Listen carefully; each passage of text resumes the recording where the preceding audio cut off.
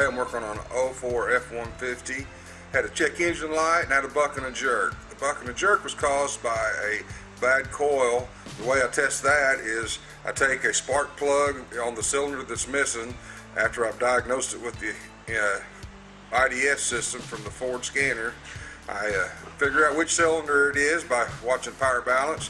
I'll take a plug and I'll move it from the cylinder that's missing and move it to another cylinder. I'll take the wire and move it from the cylinder that was missing and swap it with another cylinder that wasn't missing.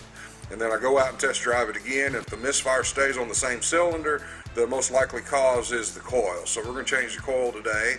I also had some lean codes in this vehicle. Now these 4.2 liter V6 engines were real bad about leaking at the intake manifold gaskets. There's three different sets of gasket on the intake plenum that they call the spacer underneath the top of the intake, and I'm going to show you a picture of that, and I'm going to show you what the failure is. I'm going to show you exactly how to put the gaskets and everything together and what kind of gaskets I'm using today. This is the intake spacer plenum that I was telling you about. The problem that we have is these gaskets here on top, as you can see where I'm pointing, these gaskets tend to get flattened out. Now, the gaskets that go right here, this is called an isolator bolt. The problem with those is they get real hard and they become real brittle. And here's the ones that I took out of it. They're real hard. They're not even like rubber. They're almost like hard plastic, and they should be pliable, kind of like soft rubber. Every one of them I had to cut off of the bolts so that I could put the new ones on. Now those bolts will come out, and you can see right down in here, you can see where the bolts are right in there. You have to kind of tap them out, and then those rubber grommets, the new ones, will go on the little sleeve. You have to cut these off, and they were really a booger to get cut off, but I got them cut off and I got the new gaskets in. Here you have a new gasket you put on top of the spacer, and you can put that on top of there, and then you'll have a real good seal.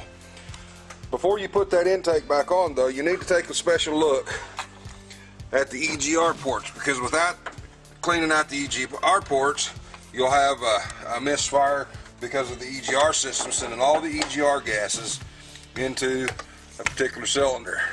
As you can see here, I'm going to try to put a light right here so we can see. Right here's the EGR ports, and what the EGR ports do is lets the EGR gases come back into the cylinder so that it'll stop the nitrous oxide gases from entering the atmosphere. These ports right here have got to be open. You got one in each cylinder. All 6 cylinders has one of these holes. Before you put the intake back on, be sure and clear these out, and you just take something and just kind of poke down in them, and then you'll just take compressed air and blow through them, and it'll make quite a mess. So don't have your head sticking over the top of it, or you'll get fogged with carbon and stuff that's coming out of it. This right here is the intake spacer that actually goes on top of the 4.2 liter, and you really don't have to do anything there. It's just got the ports here, the baffles and everything for the airflow. And that's pretty much it on this 4.2. While I was here, I wanted to show you where the coil is. The coil is right here on the passenger side, and all I got to do is unbolt it and pull those wires off, put the new coil on it, and put the wires back on it, and then go test drive. I'm going to blow out those EGR ports on that 4.2 liter, and I wanted to show you what kind of carbon and smoke it would be, so that you have fair warning not to have your face over the ports whenever you start blowing. So here we go.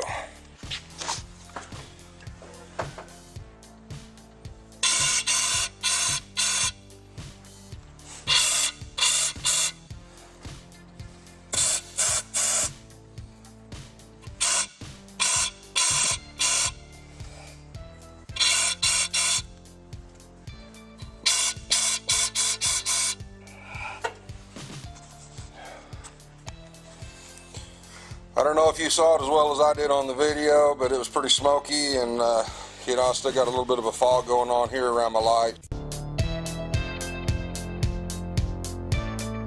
So I'm Brian McClure. I'm the Ford Technical Recruiting Liaison for the Oklahoma Ford dealers, and I help people get jobs as technicians in Ford dealerships.